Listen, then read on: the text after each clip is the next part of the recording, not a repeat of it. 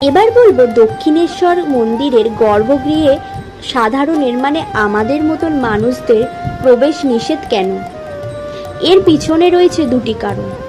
প্রথমত, মন্দিরের দেবীকে পুরোহিত ছাড়া কেউ স্পর্শ করতে পারে না, অন্য কারো স্পর্শ করা কঠোরভাবে নিষিদ্ধ। দ্বিতীয়ত, গর্ভগৃহে আসা যাওয়া ভীষণ সংরক্ষিত।